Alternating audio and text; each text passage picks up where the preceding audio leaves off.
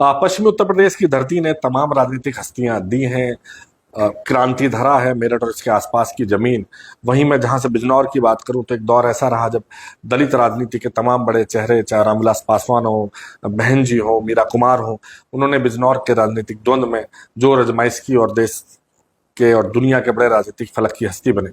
मेरे साथ जो शख्सियत हैं, उन्होंने भी अपने राजनीतिक करियर की शुरुआत बिजनौर के नगीना से की। और शायद शुरू में लग रहा था लोगों को कि एक युवा लड़का बिना किसी बड़े दल के नाम के अपने एक नए दल के साथ क्या करेगा, लेकिन वो लड़का अब हमारे सामने सांसद बन के है। मैं स्वागत करता हूं नगीना के सांसद चंद्रशेखर का। चंद्रशेखर आजाद जी, आपका सफर एक सहारनपुर के गांव से शुरू हुआ और बहुत जल्द देश की सर्वोच्च जगह पे संसद तक पहुंचा। तो सबसे पहले ये कि जो चंद्रशेखर आजाद अब एक सांसद है, संघर्षशील है, युवा लड़ाका राजनेता है, इससे पहले जब आप पढ़ते थे या जो आपका ग्रामीण जीवन है उस पर थोड़ा सा शुरुआत से बताएंगे तो लगता है दर्शकों को मजा आएगा शुरू से। गांव एक ऐसी जगह है जहां से जो पाठशाला में भी नहीं सीखा जाता वो गांव में सीखा जाता है। और हर व्यक्ति की नजर आपकी तरफ रहती है, क्योंकि जो गांव में वो किसी भी जाति धर्म का व्यक्ति हो, क्योंकि इस तरह का कनेक्शन होता है कि वो आपके परिवार का एक बड़ा हिस्सा होता है। शाम में लोग बैठते हैं, तो मैं ऐसे माहौल में पैदा हुआ हूँ। इस तरह का एटमॉस्फेयर मेरे आसपास है जहाँ हिंदू भी रहते हैं, मुसलमान भी रहते हैं, सिख भी रहते हैं, क्रिश्चियन भी रहते हैं। एक ऐसे माहौल में मैंने ज्ञान हासिल किया, चीजों को जाना, परखा, यानी कि बौद्धिक विकास मेरा उसी क्षेत्र में हुआ। और मेरी जो प्राइमरी से स्कूलिंग है वो वहीं छुटमलपुर में हुई है। सहारनपुर के छुटमलपुर, हाँ, जिला सहारनपुर। और मेरा इंटर तक का जो मेरी पढ़ाई वो भी वहीं तक हुई है। वहाँ हमारे एच इंटर कॉलेज एक कॉलेज है, उसी में 12वीं तक की पढ़ाई हुई। उसके बाद की पढ़ाई मेरी देहरादून में हुई है, सहारनपुर में हुई। मेरे पिताजी टीचर थे प्राइमरी स्कूल में, और उन्होंने बचपन से शिक्षा पे बहुत जोर दिया। और जिन महान पुरुषों के आंदोलन को हम लोग आगे बढ़ाने की कोशिश कर रहे हैं, उनमें भी अब जब मैं उनको पढ़ता हूँ या जानने की कोशिश करता हूँ, जब मैंने शुरुआती दौर में उनको जाना तो उनका भी शिक्षा पे एक जोर था कि शिक्षा बहुत जरूरी। तो मेरे फादर भी बच्चों को पढ़ा के आते थे, लेकिन फिर भी कोशिश करते थे कि वो हमें पढ़ने के लिए जोर देते। और बचपन में जब उस तरह का ज्ञान नहीं होता तो ये लगता था कि ये जोर क्यों, भाई मेरा तो खेलने का मन है, वो पढ़ने के लिए कह रहे हैं, ऐसा क्यों। तो जब आप में ज्ञान नहीं होता तो आपके बड़े ही आपको रास्ता दिखाते हैं, जब तक आपका बौद्धिक विकास उस तरह नहीं होता। भारत में 18 साल की उम्र का आदमी को बालिग माना जाता है जब वो वोट डालने की स्थिति में आ जाता है। 17 साल 11 महीने कुछ दिन भी हो जाए तो भी वो वोट नहीं डाल सकता है। तो यानी कि एक एज का पड़ाव है, एक अनुभव का पड़ाव है। तो मेरी प्रारंभिक शिक्षा से लेके और आज यहाँ तक पहुंचने में मेरे फादर का एक बहुत बड़ा कंट्रीब्यूशन है। हर युवा का सपना रहता पढ़ते वक्त, माता पिता का सपना रहता कि हमारा बेटा बड़ा होके जी ये बनेगा। आप क्या बनना चाहते थे? देखिए, मैं खेल कूद में मेरा बड़ा इंटरेस्ट था। मैं क्रिकेट बहुत खेलता था और मेरी इच्छा थी कि मैं क्रिकेटर बनूं।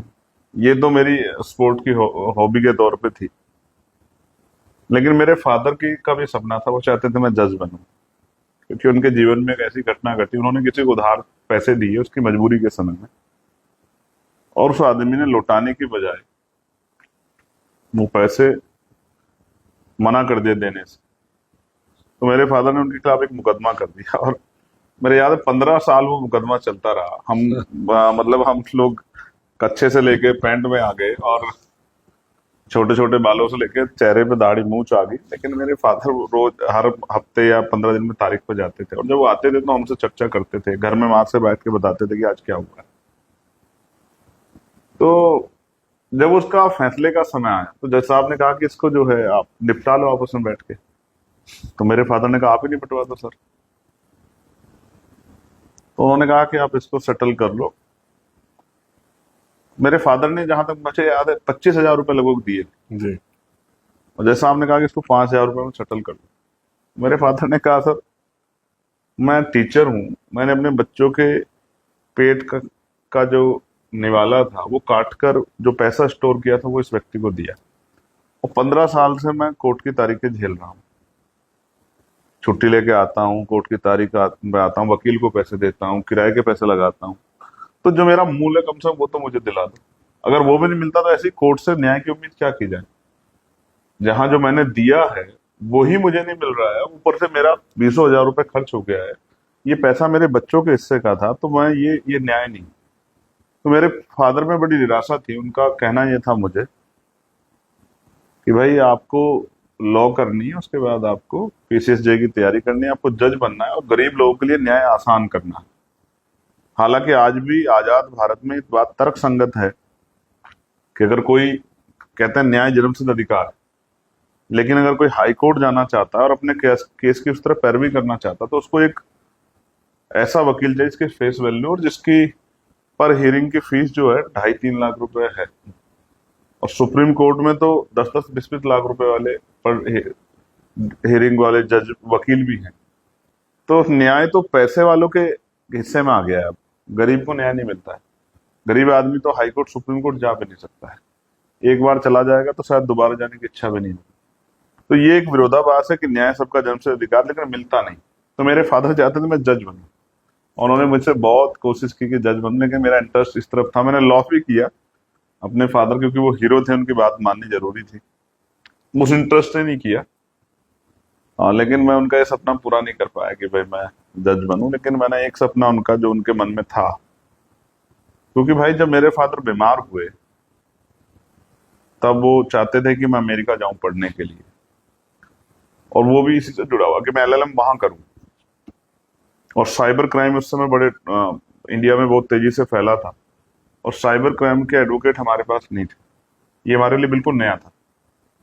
तो मेरे फादर को गाइड किया गया हमारी फैमिली के जो और सीनियर लोग हैं उनके द्वारा कि इनको आप पढ़ने के लिए बाहर भेज दो, अच्छा है वहां से करके आ जाएंगे तो साइबर क्राइम और एलएलएम तो हो सकता है कि यहाँ भी आ जाए या वहां भी सेटल हो जाए, तो एक बच्चा कामयाब हो जाएगा। तो अपनी पूंजी को एक बार आप इस पे इन्वेस्ट कर दो। उसी बीच मेरे फादर बीमार हुए, और जब चीजें पकड़ में आई तो पता लगा उनको कैंसर था। वो कैंसर तब अमीरों के दायरे में तो आता था इलाज के, गरीबों के में नहीं आता था। तो हम मिडिल क्लास फैमिली है, 3 भाई 3 बहन, माँ पिताजी, तो हमारे हिस्से में बेहतर इलाज नहीं है। सरकारी अस्पतालों की व्यवस्था बहुत अच्छी नहीं है, वहां ना दवाई मिलती है ना डॉक्टर टाइम पर मिलते हैं, टेस्ट बाहर से कराने पड़ते हैं। गरीब परिवार के लिए सर्वाइव, इतना सब कुछ सर्वाइव करना, इतना रिसोर्स जुटाना आसान नहीं है। मेरे फादर बड़े स्वाभिमानी थे। उन्होंने मुझसे एक बार कहा कि मेरे अकाउंट खाते में कितने पैसे बचे हैं, जब उनका इलाज चल रहा था। तो मैंने हालांकि पहले बताया नहीं, फिर बता दिया क्योंकि बताना तो था ही। तो उन्होंने कहा कि मैं नहीं चाहता कि मेरे ऊपर उधार के पैसे लगे। तो जब उनकी डेथ हुई तो मैंने कोई पैसा कर्ज नहीं लिया। तो मगर 11 जनवरी 2013 को मैंने अपने पिता को खो दिया। सुबह के 4 बजे थे और वो मुझे छोड़ के चले। 12 जनवरी को मैंने तय किया कि कोशिश करूंगा कि किसी और के पिता की, भाई की, बहन की, माँ की, बेटी की, पत्नी की जान इलाज की कमी, यानी कि पैसों के द्वारा या जो सिस्टम में खामियां उसके जरिए ना हो। तो इस आंदोलन में जुट गए।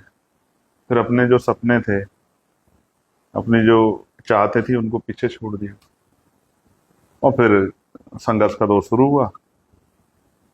और ये संघर्ष का दौर आज 2025 में है। 2013 से 12 साल हो गए, खूब आनंद में है। जब सांसद का सर्टिफिकेट ले आओगे तो पिताजी का चेहरा याद आया? 2 दिन ऐसे होते हैं, एक फादर्स डे जिसपे मैं बड़ा परेशान रहता हूँ। मेरे सारे मित्र इस बात को जानते हैं और मेरी फैमिली भी इस बात को जानती है लेकिन मेरे लिए इसके साथ साथ 2 दिन और, जिस दिन मेरे पिताजी का जन्मदिन होता है और जिस दिन मेरे पिताजी की डेथ होती है, वो 2 दिन मेरे लिए ऐसे होते हैं कि मेरे जो बहुत करीबी दोस्त होते हैं जिनसे मैं शेयर कर लेता हूँ, तो मैं कोशिश करता हूँ उन दिनों में किसी से बात नहीं करता, क्योंकि अपने को खोने का दुख वही जानता है जिसने खोया हो। तो तकलीफ होती है अपने फादर को याद करके कि वो उन्होंने हमारा पूरा जीवन उनका दूसरे लोगों के लिए पढ़ाते रहे, बच्चों का भविष्य बनाने के लिए, हमारा भविष्य बनाने के लिए। वो मरना नहीं चाहते थे, लेकिन बीमारी कारण उनकी जान चली गई, तो मैं उनके लिए कुछ कर नहीं पाया। एक बेटा होने के नाते मेरे अंदर ये इस बात की पीड़ा रहेगी हमेशा कि मैं अपने पिता के लिए कुछ कर नहीं पाया। तो ये जब ये 2-3 दिन आते हैं और मैं कहीं हूँ, किसी काम पे हूँ, तो एक भावुकता, एक अंदर पीड़ा रहती है जब मैं उनको याद करता हूँ। हालांकि सुबह उठ के मैं उनको याद तो करता ही हूँ, और तब तक करता रहूंगा जब तक मैं जीवित रहूंगा। उनके लिए तो मैं हमेशा बेटा ही रहूंगा, नहीं, किसी पद पे रहूं। एक मतलब सुटमलपुर जैसी जगह में अगर ये सपना देखना कि बेटा साइबर लॉ का एक्सपर्ट बने, और आज से 10-12 साल पहले, तो ये भी उनकी जागरूकता और उसका परिणाम रहा होगा कि शिक्षक थे शायद, इसलिए भी संवेदनशील पक्ष है। इस पर जितनी बात की जाती कम है। दुनिया ने जो देखा है, चंद्रशेखर भाई वो एक लड़ाका, आक्रामक चंद्रशेखर को देखा। वैसे तो अब शब्दावलियों के बंधन टूट गए हैं, पर जब वो पहली बार बोर्ड लगा गांव में, आपका फोटो वायरल हुआ, तब शायद इन शब्दों को कहना और एक दूसरे को संबोधन भी एक आपत्तिजनक माना जाता था। आपने उस शब्द को सार्वजनिक रूप से जब चर्चित लाया, तो ये युवा शायद मुझे लगता है कि दुनिया के फलक पर दिखना शुरू हुआ। वो घटना क्या है? 2 चीजें हैं। कभी कभी मुझे हंसी भी आती है जी। कि वो मीडिया जिसपे हम लोग आंख बंद करके भरोसा करते हैं, कभी कभी वो इस तरह खबरें छापता है, उनको भ्रामक भी नहीं कह सकते, बेबुनियाद हो जाती हैं वो खबरें। मैं ये बात इसलिए कह रहा हूँ कि कई बार मैंने बड़े बड़े आर्टिकल पढ़े और वो बहुत सीनियर जर्नलिस्ट थे, लेकिन उन्होंने मेरे गांव का नाम कुछ और लिख दिया, जी। मेरे परिवार के बारे में कुछ और लिख दिया, मेरे बारे में कुछ और लिख दिया, मेरे स्कूलिंग के बारे में कुछ और लिख दिया। तो मुझे लगा कि उनके पास कोई ऑथेंटिक जानकारी नहीं है, किसी से ऐसे ही पूछ लिया। और कम से कम मुझसे ही पूछो अगर कोई। एक चीज आपको समझनी पड़ेगी, आज सोशल प्लेटफॉर्म है जी। मैंने आज एआई है, तमाम चीजें, मैं कुछ भी बनाकर डाल दूं, तो सोशल प्लेटफॉर्म की जिम्मेदारी है कि वो उसको ऑथेंटिक करें, पहले उसका सत्यापन करें कि बात सही है नहीं है। बिना सत्यापन करे उसको मार्केट में लेके आ जाना, उसका एक्सप्लोजर करना। बड़े प्लेटफॉर्म गूगल है, जी। जी। ट्विटर है जिसको एक्स जी। कहते हैं, जी। फेसबुक है, इंस्टाग्राम है, और उससे जिसको नुकसान होना है, जिसकी छवि को है, उसको वो होता रहे, किसी को फर्क नहीं पड़ता। जी। तो जैसा आपने कहा कि वो जो बोर्ड, वो मेरे गांव नहीं है, वो मुझसे 12 किलोमीटर हाँ, ये दूर। मैं क्लियर, जैसे देखिए, हाँ। आप सांसद हैं हमारे क्षेत्र के और हाँ। तमाम खबरें छपी हैं, लेकिन अगर आम लोगों से पूछेंगे तो वो जो नाम है, इसलिए मैं उसका नाम का कोट नहीं किया जानबूझ के, मैं जिससे कोट कि आप सच करूंगा, मैं कोट करूंगा, मैं आपके इस परेशानी से निकालूंगा। आप बात कर रहे हैं वो जो बोर्ड लगा ग्राम गड़कौली में, द ग्रेट चमार का। जी। मैं आपकी जानकारी के लिए बता दूं आपके दर्शकों को कि वो मेरा गांव नहीं, मेरा गांव छुटमलपुर है, जी। वो मुझसे 12 किलोमीटर दूर है। जब वो घटना हुई तो मुझे फोन आया, क्योंकि हमारा संगठन वहां उस एरिया बड़ा स्ट्रांग था कि आपको आना चाहिए, इस तरह का विवाद हुआ। तब कौन सा संगठन चलाते थे? आजाद भीम समाजवादी आर्मी, तो भारत भीम एकता आर्मी। मिशन, जी। जी। हमारा बहुत शानदार संगठन, बड़ा नेटवर्क है, बड़ा नेटवर्क था भीम आर्मी। कोई गांव ऐसा नहीं है आज के समय में। जी। और मैं ये बात सिर्फ यूपी में बैठ के कह रहा हूँ, लेकिन ऑल ओवर इंडिया कोई मेजोरिटी में कोई गांव ऐसा नहीं कि भीम आर्मी की बात गांव तक ना गई। जी। क्योंकि जिस विचार को हम लोग चलाते हैं, उस विचार के 2, 4, 10 लोग हर गांव में किस है। स्टेज पे कब आपने भीम आर्मी की स्थापना की? हमारे साथियों 2014 में, 13-14 से हमने इसको चलाया है। तब आप कॉलेज में थे? हाँ, नहीं, वो तो पूरी हो गई थी पढ़ाई। अच्छा, तो ठीक।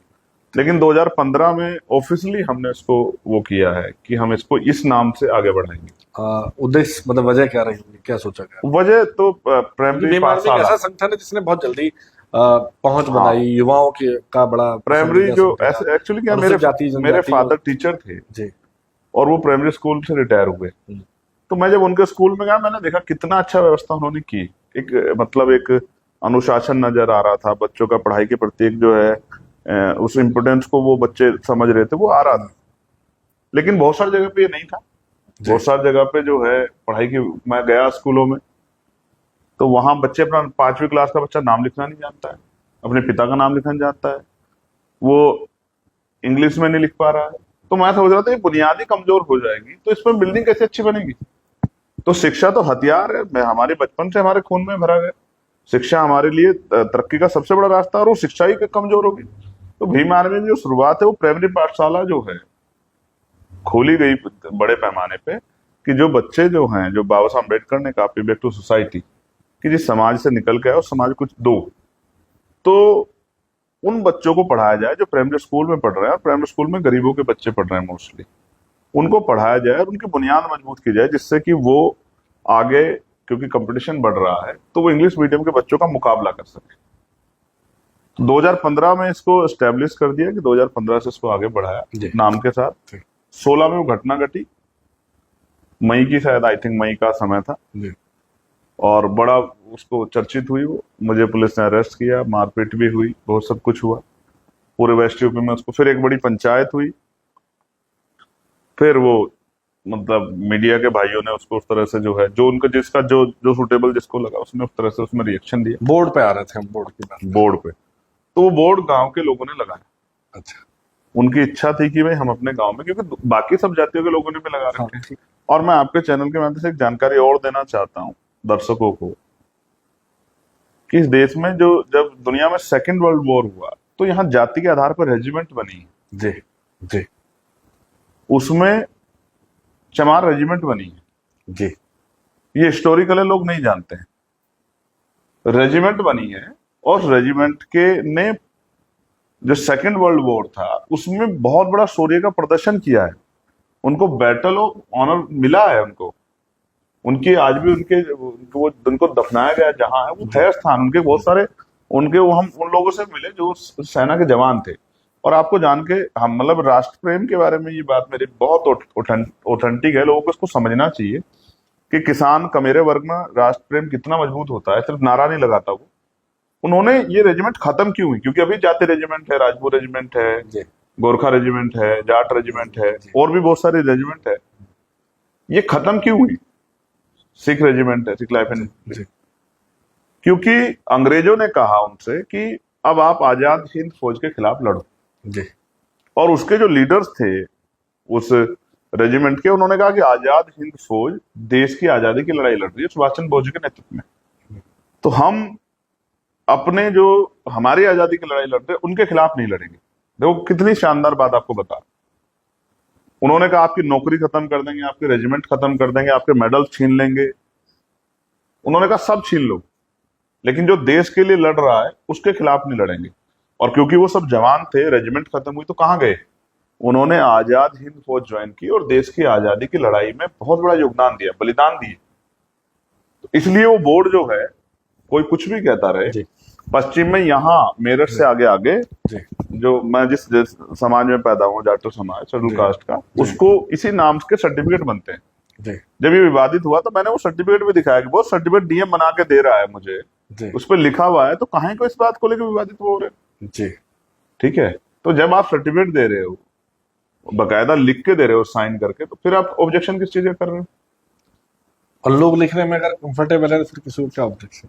नहीं, उसके साथ भी लोगों को समझना पड़ेगा। ये अपमानित कब हो जाता है? हाँ, मैं वही जानता जब इसके साथ आप उस तरह के शब्द यूज करते हो, जैसे मैं आपका नाम लूं और उसके साथ उस तरह के शब्द यूज करता हूं, ओ बे तू, या कोई गाली जाति सूचक उस तरह के शब्द यूज कर दो, तब वो अपमान की संज्ञा में आ जाता है, तब वो क्राइम की संज्ञा में आ जाता है। देखिए आजकल क्या है, मैंने कई अभी ऐसे विषय सुने, बिहार के एक नेताजी ने, या उस तरह से, क्योंकि लोगों को पता नहीं है कॉन्स्टिट्यूशन के जो मूल्य हैं वो लोगों तक पहुंचे नहीं है। देश कॉन्स्टिट्यूशन चल रहा है, मीडिया हाउसेस कॉन्स्टिट्यूशन चल रहे हैं, सारे ब्यूरोक्रेसी, जुडिशरी सब कॉन्स्टिट्यूशन चल रहे हैं, नेता भी कॉन्स्टिट्यूशन चल रहे हैं, सब यही बोलते हैं, लेकिन पढ़ाता कौन है? आप बताओ कौन सी क्लास में पढ़ाया जाता है? कितने लोग जानते हैं अपने जो है संवैधानिक मूल्य, संवैधानिक कर्तव्य, संवैधानिक अधिकार, कितने लोग जानते हैं? लेकिन कहीं ना कहीं देखिए, आपने जो कहा, जब नहीं जानते तो वो नहीं भी चाहते कि भाई हम किसी को अपमानित करें, लेकिन उनके मुंह से निकल जाता है अक्सर, बोलचाल की भाषा पुरानी ऐसी है जी।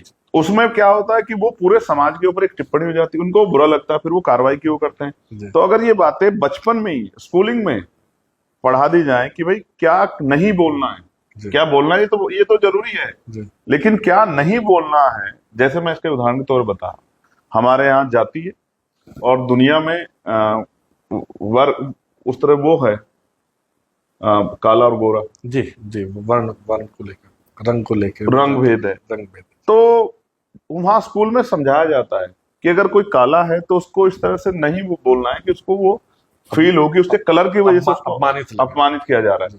तो हमारे यहाँ नहीं समझाया जाता ना, हमारे यहाँ तो घर से समझा के जाते तुझे किस क्लास में बैठना है, तेरा दोस्त कौन होगा, तेरा रिश्तेदार कौन जातियों का है, तेरी शादी कहाँ होगी। तो हमने तो बांध दिया ना एक बाउंडेशन, हमने तो समाज ही नहीं बनने दिया ना।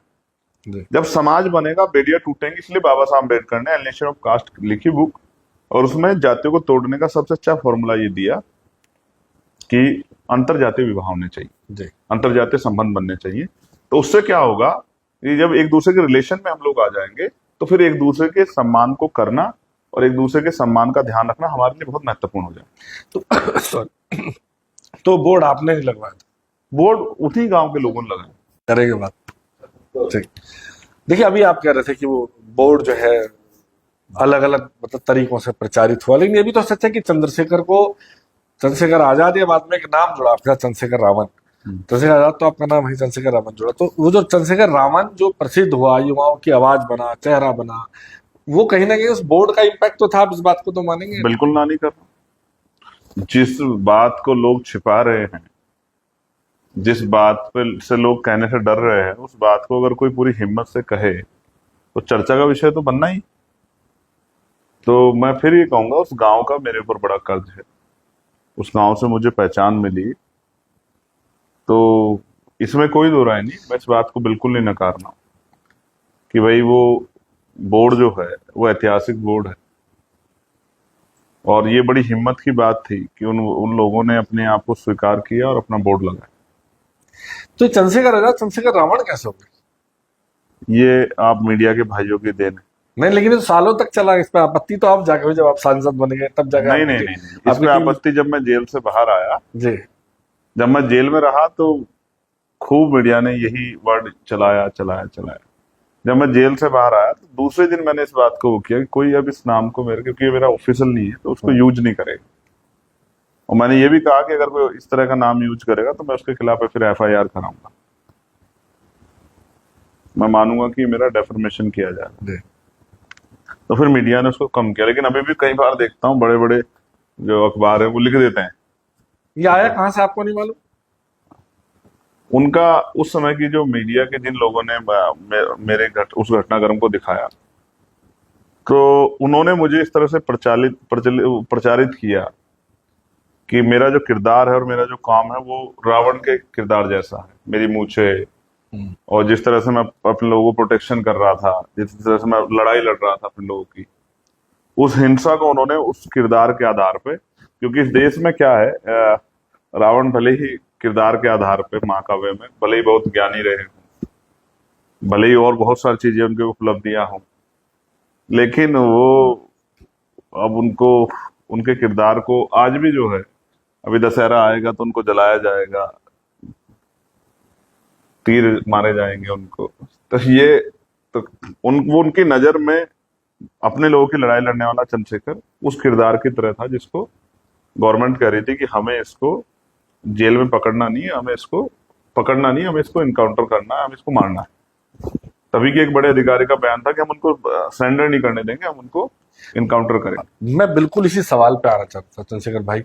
आपकी कुछ फोटोज आई थी अस्पताल से व्हील चेयर पे, और लगा कि बहुत बीमार हैं। तो वो बीमारी थी, कोई कोई पुलिस का ऐसा 3rd डिग्री टाइप का कुछ ऐसा ट्रीटमेंट था कि एक मजबूत जवान हट्टा कट्टा काठी वाला युवा जो है वो व्हील चेयर पे, लोगों ने इस स्थिति में देखा कि जब लगा कि पता नहीं कि क्या होगा आगे। हाँ, ये मेरे जेल के रहने के दौरान की बात है जी। मुझे दिक्कत हुई, बीमारी हुई, और वो उस तरह का सिचुएशन था कि मैं अपने आप को बहुत कमजोर महसूस कर रहा था। तो मुझे, आप कभी चेक करके देखना कि पुलिस जो है, जेल पुलिस बहुत कम कोशिश करती है किसी पेशेंट को बाहर भेजे जी। अस्पताल दिखाने के लिए, क्योंकि जेलों में अस्पताल होते हैं, वहीं से मेडिसिन वगैरह के लिए वो करते हैं। मेरे जैसा आदमी जिसको गवर्नमेंट नहीं चाहती बाहर आए, वो कैसे बाहर आ जाए? तो उस तरह की सिचुएशन जो है, क्रिटिकल सिचुएशन हुई, और वहां के हॉस्पिटल स्टाफ ने ये तय किया कि भाई इनको बाहर भेजना है और दिखाना पड़ेगा, तो भाई कल कोई बड़ी घटना हो जाए, कोई इस तरह की सिचुएशन बन जाए कि जान पे बनाए, तो फिर कौन जवाब देगा कि भाई अगर इस तरह की सिचुएशन थी जेल में तो आपने उनको क्यों वो नहीं किया। हुआ ना, मैं 8 दिन तक भूख हड़ताल पे रहा। जी जब 2 अप्रैल 2018 घटना हुई, मैं जेल में था, और जिस तरह निर्दोष लोगों को जेल भेजा गया, मेरठ में भी, जी मुजफ्फरनगर में भी, और लाठियां चार्ज हुई और कई लोग 17 नौजवानों की जान चली गई, तो मुझे ये बात बहुत पीड़ा दी कि मैं उनकी लड़ाई नहीं लड़ पा रहा हूँ। तो मैंने जेल में भूख हड़ताल कर दिया, 8 दिन भूख हड़ताल पे रहा। तो उससे जो है मुझे बहुत दिक्कत हुई, और जिस तरह से बॉडी में उस तरह की समस्या पैदा हुई, तो फिर वो मजबूरी में अस्पताल में लाया गया। लेकिन कुछ दिनों बाद फिर रिकवर किया, फिर चला गया। मैं मेरठ भी आया था जब मुझे पेट में बड़ी दिक्कत हुई, खाना नहीं खा पा रहा था, 10-15 दिन हो गए, उस तरह सिचुएशन बन गई। तो 8 दिन में यहाँ भी रहा मेरठ में, मेरठ के जो सिविल हॉस्पिटल जी है, मेडिकल कॉलेज, उसमें भी मैं 8 दिन रहा। हाँ, मगर जेल में कहा जाता है कि जब तक आप पे अपराध साबित नहीं होता जी। तब तक आप आरोपी होते हैं। लेकिन जिस तरह का व्यवहार जेल में होता है और जिस तरह से आपके मानसिक जो है प्रताड़ना से गुजरना पड़ता है। अब बार बार कुछ पुलिस अधिकारी, परसों भी आपने बयान में बोला था मेरठ में जब आए थे कि बड़े पुलिस के बड़े अधिकारी हैं जो जो आपके खिलाफ काम कर रहे हैं। पहले भी आपने बोला कि इनकाउंटर करना चाहते थे। क्या रंजिश उन पुलिस के अधिकारी की आपसे, क्या रंजिश? देखो, पहली बात तो ये मैंने नहीं बोला कि इनकाउंटर करना चाहते थे, ये उन्होंने ही बोला, ये अच्छा। उन्हीं का स्टेटमेंट है। जी जब हमारे लीगल टीम ने कहा कि हम उनको सरेंडर कराएंगे, तो उन्होंने कहा हम उनको सरेंडर नहीं करने देंगे। जी ये तो अगर 21 तारीख को दिल्ली में एक बहुत बड़ा जमावड़ा नहीं लगता, मेरे लोग नहीं आते मुझसे प्यार करने वाले, इस लड़ाई को से प्रेम को पसंद करने वाले, तो वो जो मैं कह रहा हूँ, जो मैं शब्दों में कह रहा हूँ, वो होता, वो 100% होता, हो रहा है। आज सरकार में हो ही रहा है। जिसको सरकार पसंद नहीं करती उसको गोली मार देती है, पकड़ती कहीं से और दिखाती कहीं से। तो ये पसंद नापसंद का मसला था। हाँ, एक बात। दूसरी बात, अभी के लिए आपने कहा कि अधिकारियों, देखो पहली बात आप ये समझो कि पुलिस का जो स्ट्रक्चर है उसको आप समझो। पुलिस राज्य का विषय है, वो पुलिस राज्य सरकार के अधीन होने के कारण जो राज्य सरकार चाहती है वो पुलिस करती है। कई बार पुलिस के द्वारा ये देखा गया है कि जब तक बहुत बड़ा विवाद ना हो जाए, मैं आपको 2 उदाहरण देता हूं। यहां मेरठ में अभी एक घटना घटी, दादरी में गुर्जर समाज के लोग पंचायत करना चाहते थे, पंचायत की परमिशन नहीं मिली और लाठीचार्ज हुआ और 22 लोगों को जेल भेज दिया गया। लेकिन फतेहपुर में एक मकबरे को 3 दिन पहले भारतीय जनता पार्टी के नेता कहते हैं, बड़े बड़े पदाधिकारी उनके, कि हम उसको जाकर तोड़ेंगे। अब किसी ऐतिहासिक स्थल की सुरक्षा की जिम्मेदारी एडमिनिस्ट्रेशन की है, पुलिस की है। पुलिस वहां मौजूद रहती है, वो आते हैं और आके उसको तोड़ते हैं, पुलिस किसी को कुछ नहीं कहती। वहां लाठीचार्ज नहीं हुआ, यहाँ लाठीचार्ज हुआ। यहाँ लाठीचार्ज करके जो है उनको जेल पुलिस से भेजा गया। पथराव भी तो हुआ कहाँ? यहाँ अब मैं फिर आपसे कह रहा हूँ, जांच करा लो ना। जी अगर वो जिन लोगों को जेल भेजा वो वही लोग थे पथराव करने वाले, तो जांच करा दो। जांच से कौन पीछे हट रहा है? तो मैं फिर आपसे कह रहा हूं, रिएक्शन, एक्शन का रिएक्शन होता है। पुलिस ने लाठीचार्ज किया, उसके अगेंस्ट में पथराव हुआ। आप ये कहना चाहते हैं कि गुर्जर समाज के लोग हिंसक हैं? नहीं, मैंने क्या पुलिस का दावा कि उनका नहीं, पुलिस ये कहना चाहती है क्या गुर्जर समाज के लोग क्रिमिनल्स हैं जो पथराव करते फिरेंगे किसी पे? आप समझो कि सिचुएशन क्यों हुई ऐसी। अगर पुलिस ने पहले ही वो काम कर दिया होता जिसकी डिमांड वो कर रहे थे, तो फिर ये सिचुएशन कैसे बनती? इसलिए मैं आपको कह रहा हूं कि भाई, पुलिस ना चाहते हुए भी, मेरी लड़ाई पुलिस से नहीं है। पुलिस के लिए जितना मैंने आवाज उठाई है पार्लियामेंट में, होम कमेटी में, पुलिस रिफॉर्म के लिए, उतनी किसने भी नहीं उठाई। लेकिन एक आरोप ये भी तो है कि चंद्रशेखर मामला सुलटाने नहीं, भड़काने जाते। तो एक मामला बता दो जो मैंने भड़काया। मैं आपकी पत्रकारिता, क्योंकि लंबा अनुभव है आपके पास, एक मामला आप बता दो। कोई कहता तो कोई ये भी है, बहुत कुछ कहता है, तो ये भी कहता है, वो भी कहता है, मैं इस पर जाता नहीं, मैं तो वकील हूं। तो आप मुझे गारंटी से एक मामला कह दो कि आपने भड़काया, तो मैं उसको मान लूंगा। ताजा कह दो, 2 साल पुराना, 4 साल पुराना, आपके पास बहुत अनुभव है। ऐसा तो है नहीं कि आप मुझे 1 महीने से जानते हैं, लंबे समय से आप पत्रकारिता में हैं, इसको कवर कर रहे हैं पूरे उसको। आप मुझे एक मामला बता दो कि साहब आपने वो मामला भड़का दिया, तो मैं मान जाऊंगा। ऐसे तो मीडिया के बारे में लोग क्या कहने कहते हैं। अब सबको एक उससे थोड़ा देखा जाता है। अब बताओ, कोई प्रोटेस्ट देख लो विपक्ष का जिसमें मीडिया गाली ना पड़ती है और इस तरह के नामों से प्रचलित करते, तो इसके आधार पर सब लोग एक श्रेणी में ले जाए, मैं तो इससे सहमत नहीं हूँ। हर जगह अच्छे बुरे लोग हैं, तमाम तरह के लोग हैं। तो भीम आर्मी जब समाज के लिए काम अब आप बता नहीं पा रहे एक भी घटना, नहीं, मैं आपसे कह रहा था। देखिए मैं घटना है, लेकिन तमाम जगह चूंकि आरोप लगते हैं, मैं अभी आया विपक्षी दल के लोग, मैं आप पे यही मेरठ बात आया करते अभी। हैं। पुलिस प्रशासन हमेशा जो रोकता है वो यही कहकर रोकता है आपको, मैं नहीं बता रहा, मैं जो तथ्य है उनके ऊपर बात। तो फिर आप हर जगह जब रोका जाता है तो ये कहकर रोका जाता है कि अगर आप वहां जाएंगे तो मामला भड़क जाएगा, सुरक्षा व्यवस्था का मामला है, कानून व्यवस्था का मामला है। तो आप मुझे ये बताओ, इतनी कमजोर कब से होगी पुलिस की जो है वो सुरक्षा व्यवस्था मजबूत नहीं कर सकती है या वो कानून व्यवस्था मजबूत नहीं कर सकती? आप ये समझो, बहुत जिम्मेदारी की बात आपको बता रहा हूं। क्या हमारी इंटेलिजेंस का इतना फेलियर है कि उनको नहीं पता कि दादरी में कितने लोग इकट्ठा होंगे? क्या हमारी एलआईयू इतनी नकार होगी? क्या खाकी का इकबाल इतना कमजोर पड़ गया है? ऐसा नहीं। लेकिन जब एक तरफा कार्रवाई होती है तो विरोध पैदा होता है। अगर आप न्याय संगत कार्रवाई करोगे कहीं विरोध नहीं पैदा हो सकता है। मैं एक चुना हुआ जनप्रतिनिधि हूं, लोकसभा का सदस्य हूं। मैं अगर गलत कार्य करूंगा या मैं कोई क्राइम करूंगा तो मेरी जवाबदेही और लोगों से ज्यादा है। मैं सामान्य पद व्यक्ति नहीं हूं, मैं एक पद को रिप्रेजेंट कर रहा हूं। तो अगर मैं कोई ऐसा भाषण देता हूं, जैसे मैं दिल्ली में, मुझे जेल भेज दिया गया जमा मस्जिद से पकड़ के एनआरसी के आंदोलन में, और क्या कहा गया पुलिस ने कि वो इन्होंने भड़काऊ भाषण दिया। और मैंने वहां भाषण क्या दिया कि मैंने संविधान की प्रस्तावना पढ़ी कि हम भारत के लोग, जब जज साहिबा ने पूछा, कामनी लॉ मैम थी, उन्होंने पूछा कि चंद्रशेखर का भाषण दिखाइए, क्या उन्होंने भड़काऊ भाषण, तो दिल्ली पुलिस का कहना था कि वो भाषण उन्होंने रिकॉर्ड नहीं किया। तो उन्होंने ये पूछा इन्वेस्टिगेशन ऑफिसर से कि बहुत, ये दिल्ली पुलिस है, देश की राजधानी की, यहाँ स्पेशल सेल है, अगर ये इतनी कमजोर है कि जो आदमी भाषण दे रहा है, जिसके को मुकदमा लगा जेल भेजा है, उसका उनके पास भाषण नहीं है, तो किस आधार पर उसको गिरफ्तार करके जेल भेज दिया? तो इस आधार पर मुझे बेल दी गई।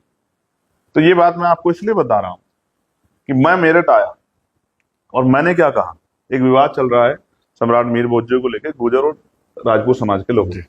मैंने क्या स्टेटमेंट दिया कि इस मामले को सुप्रीम कोर्ट ले जाना चाहिए और सुप्रीम कोर्ट इसको डिसाइड कर दे कि जातीय संघर्ष बिल्कुल, क्योंकि कोई आदमी सुनना नहीं चाहता, ना इस पक्ष को ना इस पक्ष को। हमको लगता है कि अगर आप इस पक्ष की बात करो ये नाराज हो जाएगा, इस पक्ष की बात करो ये नाराज हो जाएगा। बात नाराजगी की नहीं है, जातीय संघर्ष ना हो, जो हमें लग रहा है कि हो सकता है, तनाव ना पैदा हो दो समुदाय में। इसलिए मैंने कहा कि इसको सुप्रीम कोर्ट में ले जाना चाहिए और दोनों तरफ के लोग अपने एविडेंस दे और सुप्रीम कोर्ट को डिसाइड कर दे, उसको सख्ती से लागू करा दे जाए कि भाई अब इसमें कोई वो नहीं होगी। तो मैंने कौन सा भड़काने की बात की?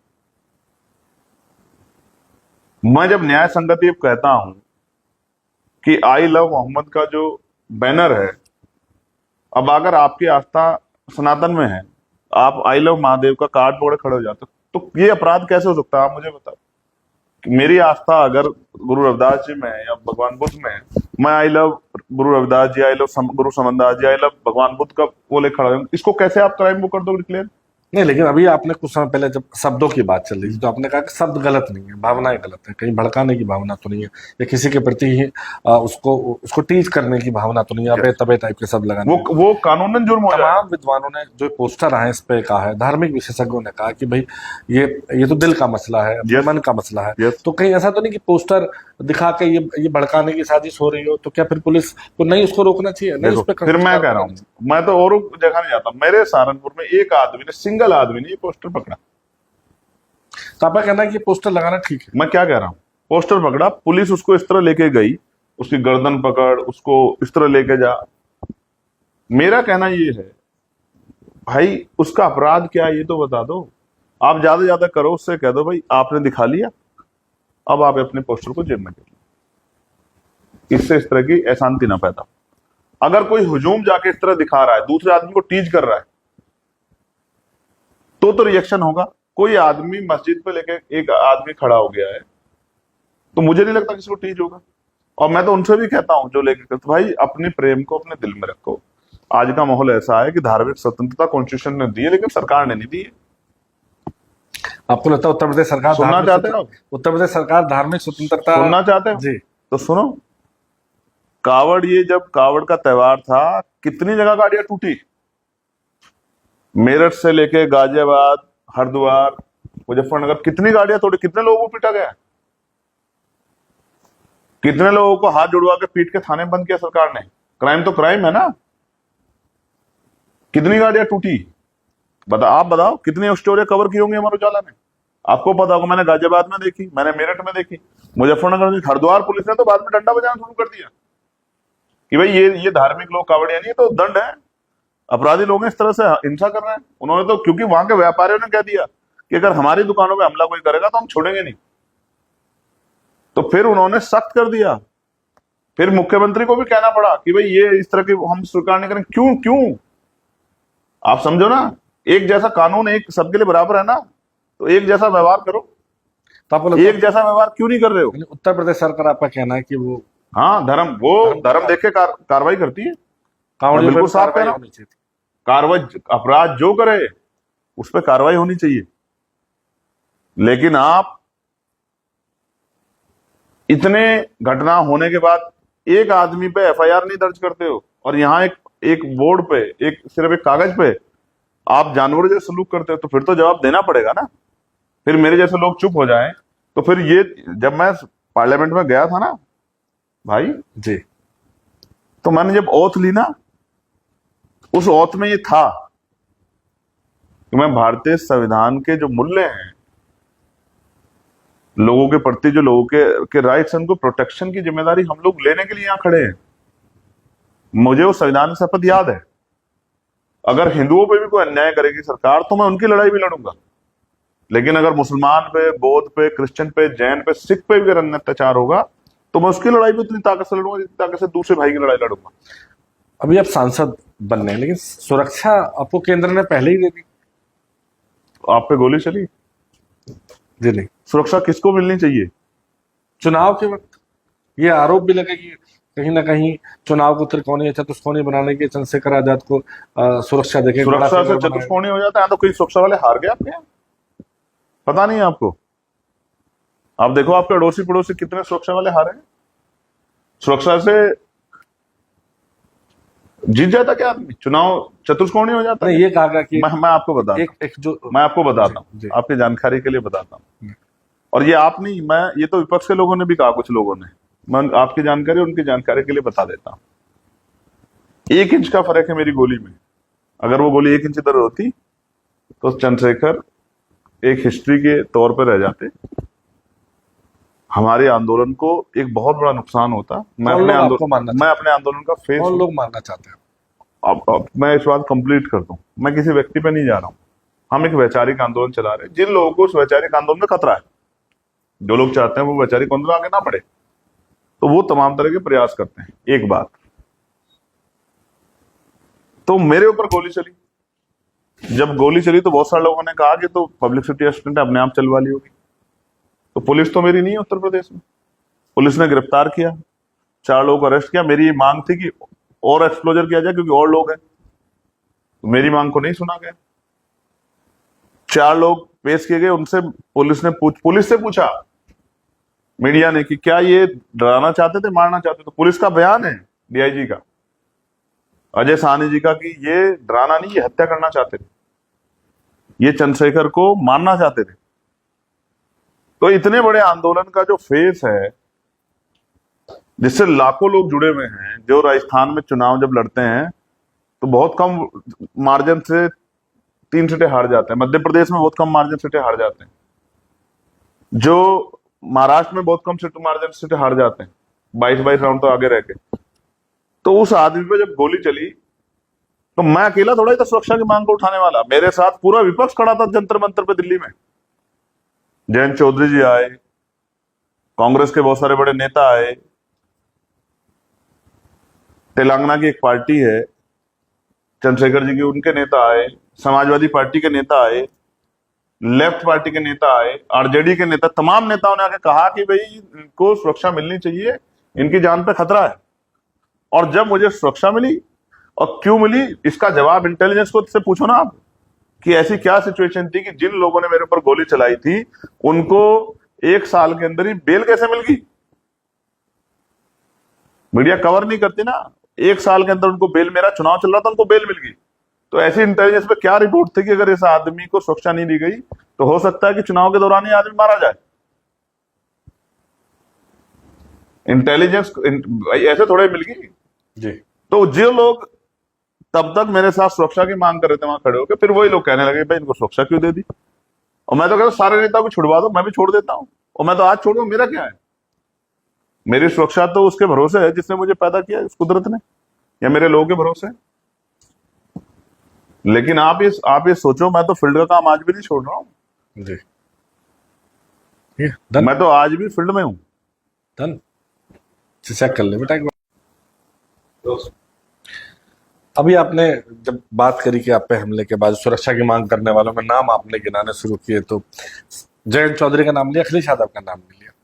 आपकी जो पहली राजनीतिक दोस्ती की चर्चाएं चली जब आजाद समाज पार्टी आई, तो अखिलेश यादव उसमें से नहीं पहले नहीं, मैंने जो आया था मंच पे जी उसका नाम ठीक लिया। है, समाजवादी पार्टी के जैन जी आए थे मंच पे। समाजवादी पार्टी के नेता आए थे, अखिलेश नहीं आए। हाँ, खैर, अच्छा जो नहीं आया उसका नाम कैसे ले दूं, जी, आप कोई बताओ। बात उनकी नहीं, पार्टी के बहुत सारे नेता आए। मैं अभी आता हूँ उस हाँ। पे। जो पहली राजनीतिक दोस्ती जो आजाद समाज पार्टी बनने के बाद आई, मुझे वो इंटरव्यू एक टीवी चैनल का याद है जब आपने ये भी कहा कि अभी फोन अगर वो करें तो मैं अभी साथ देने को तैयार हूँ। Yes. आपने ऑन, और मेरे ख्याल से कोई दूसरे बड़े नेता भी थे, उनसे बोला कि आप अभी फोन करा लीजिए अखिलेश यादव से, मैं साथ देना। और शुरू में लग रहा था कि दो युवा चेहरे हैं, पश्चिम में आप बड़े मुफीद होंगे उनके लिए, एक अच्छे चेहरे होंगे, खासतौर से उस कम्युनिटी में जहां सपा के वोट थोड़े से कम रहते हैं। आप फिर ये हुआ क्यों नहीं, मतलब कैसे ये दोस्ती, आपने हमेशा बड़े भैया की तरह उनको मैंने अभी एक इंटरव्यू में ये पूरी बात बताई, क्योंकि उनके एक नेता ने एक इंटरव्यू में इस तरह की बातें की। वो बड़ी, मैं राजनीतिक भाषा को समझता हूँ कि भाई वो अच्छा काम कर रहे हैं, लेकिन वो फलानी पार्टी की गोद में बैठ गए हैं, तो ये है वो है। तो मुझे लगा कि अब इस बात को स्पष्ट करना चाहिए, इसको अब छिपाना नहीं चाहिए कि किसका फोन आया, कौन बीच में था। तो मैंने एक इंटरव्यू में अभी कुछ दिन पहले पूरी बात विस्तार से बताई कि मेरे पास किसका फोन आया। किसका आया, अभी थोड़ा शॉर्ट में बताएं तो बताएं। हाँ, मेरे पास फोन आया और बड़ी शानदार कहानी है। मतलब ऐसा लगेगा आपको, एक मूवी है वो, जिसमें उस तरह की वो हर कंडीशन इस तरह की होती है कि आदमी को झटका लगता है, यार इसको तो हम कुछ और सोच रहे थे तो कुछ और निकल गया, जी इसको तो हम हीरो समझ रहे तो विलन निकल गया, जी इसको हम विलन सोच रहे तो हीरो निकल गया। जी तो हुआ ये कि जब मैं उनके यहाँ पर मौजूद था तो उस अलायंस की बातचीत में एक शख्स थे, जज साहब, जी सिटिंग जज थे तब वो, जी और लास्ट बातचीत के दौर में वो थे। ये जज साहब जो आपके सामने चुनाव लड़, हाँ, मैं इसको पूरा कर दूं। जी तो तब वो नोएडा पोस्टिंग थे। मैं इनसे मिला, इन्होंने कहा कि भाई हम बात कराएंगे और आपका अलायंस हम लोग कराएंगे, और हम लोग काम कर रहे हैं बहुत, मैंने बहुत सारे डॉक्यूमेंट तैयार किए हैं और हम लोग इस तरह से, हमारी टीम काम कर रही है। मैंने कहा अच्छा ठीक है बात। मैं तो तैयार था, क्योंकि वह हाथरस जैसी घटनाएं हुई थी।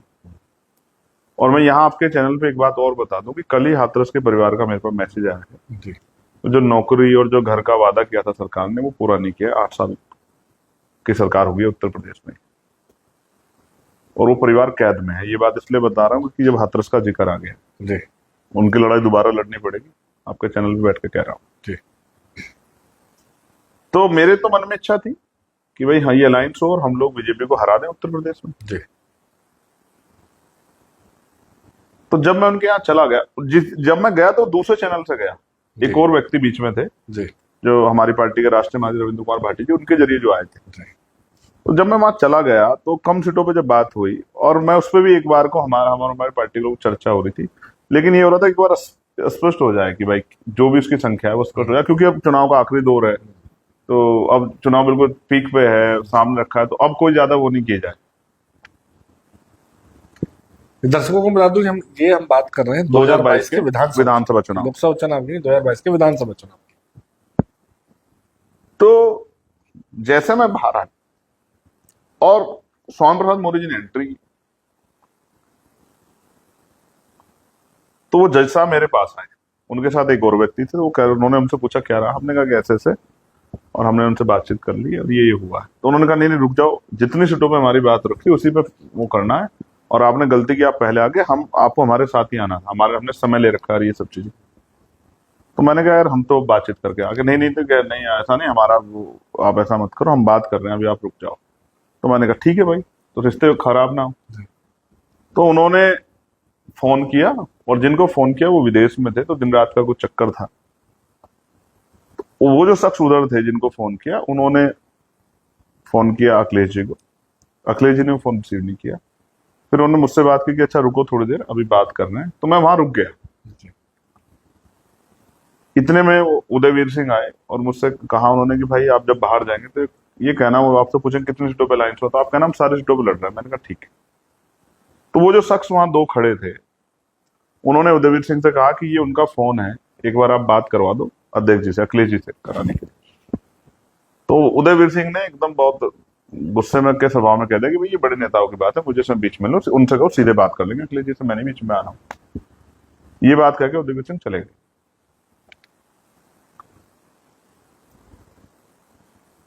और इन्होंने मुझसे कहा, जो दो लोग अंदर आए थे, कि भाई आप जाके एक बार अखिलेश जी को कह दो कि हम शाम तक बताएंगे।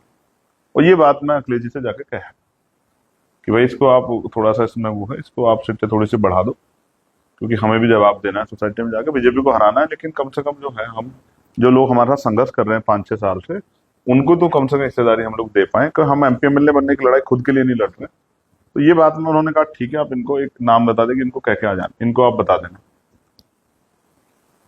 तो वो जो शख्स हैं वो वही मनोज कुमार जज साहब हैं जो मेरे खिलाफ लोकसभा के प्रत्याशी बनाए इंडिया अलायंस यानी कि समाजवादी पार्टी ने, जो आपको बात करा रहे थे अखिलेश यादव से साथ लाने के यस, जिन्होंने मुझसे बातचीत होने के बाद ये कहा कि अभी आप रुक जाओ, अभी आप जो है तो आपका अखिलेश जी को हाँ मत करो, जी, क्योंकि जिन सीटों पे हमारी, जितनी सीटों पे हमारी बात है उसी पे अलायंस होगा, आप चिंता मत करो, आप ये बात अखिलेश जी से कह दो कि हम शाम तक बताएंगे। एक बात,